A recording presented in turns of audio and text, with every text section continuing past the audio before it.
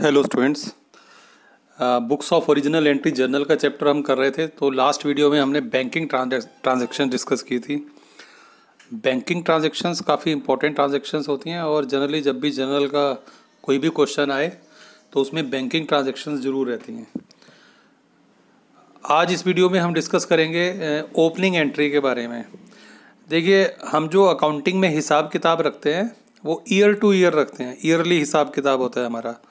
Accounting period concept को हम follow करते हैं, जिसमें जो अकाउंटिंग पीरियड होता है वो 1 ईयर का होता है। That generally starts from 1 April and ends on 31 मार्च। तो एक ईयर का हिसाब होता है। जैसे ही ईयर एंड होता है उसके बाद नेक्स्ट डे 31 मार्च को जनरली हमारा ईयर एंड होता है। उसके बाद 1 अप्रैल से हमारा नया साल शुरू हो जाता है अकाउंट्स का। तो न्यू ईयर का हिसाब किताब नई बुक्स में होता है। वो जो पिछले साल की बुक्स है उनको हम बांध के और सेव उसको कहीं रख देते हैं, कभी भी देखनी हो तो चलो उसको वहाँ से निकाल लें। लेकिन जो नए साल का हिसाब है वो नई बुक्स में होता है।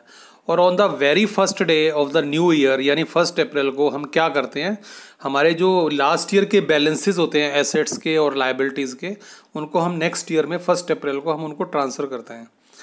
तो एक ओपनिंग एंट्री बनाई जाती है। ओपनिंग एंट्री मतलब the entry which is passed at the beginning of the year, that is called opening entry.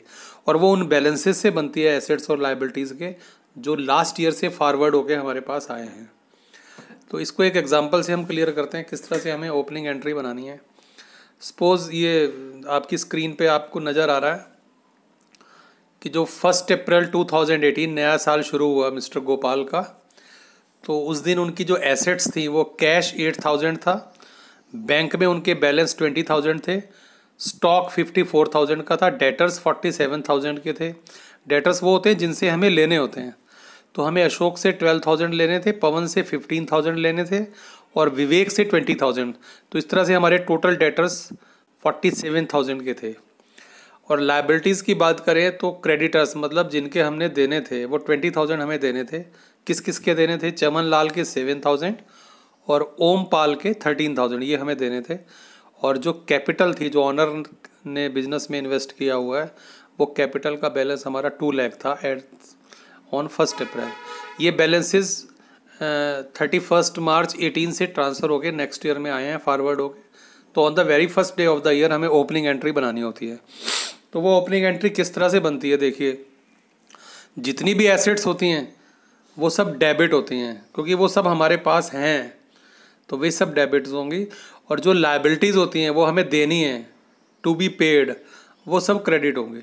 Liabilities credit होती हैं, एसेट्स डेबिट होती हैं, क्योंकि debit word comes in, asset के लिए रूल होता है। तो अब ये सब हैं हमारे पास, तो ये सब इनके डेबिट बैलेंसेस हैं। और जो लाइबिलिटीज़ होती हैं, personal account credit the giver, देने हैं, तो जिसके भी देने हैं तो वो हमें क्रेडिट करने पड़ेंगे। लाइबिलिटीज़ के क्रेडिट बैलेंसेस होते हैं। तो हम क्या करेंगे, किस तरह से ओपनिंग एंट्री बनाएंगे? डेट वाले कॉलम में 2018 अप्रैल 1, और जितनी भी एसेट्स हैं they will be debited. Cash account debit, bank account debit, stock account debit, Ashok debit, Pawan debit.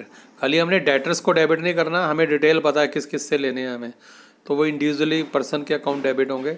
Ashok debit, Pawan debit, Vivek debit और मशीनरी डेबिट, ये सब डेबिट हो गए। और डेबिट वाले कॉलम में हमने अमाउंट लिख दिए। और जो लाइबिलिटीज़ हैं वो क्रेडिट होती हैं। तो क्रेडिटर्स हमारे चमन लाल और ओम लाल हैं, they will be credited to Chaman Lal 7000, to Ompal 13000 और टू कैपिटल, वो भी गिवन है हमें 2 लाख। अगर हम ये डेबिट और क्रेडिट का देखिए, टोटल डबल एंट्री सिस्टम है हमारा, डेबिट और क्रेडिट का बैलेंस सेम होना चाहिए। अब अगर हम बात करें तो डेबिट का जो टोटल है वो बन रहा है हमारा 1,89,000।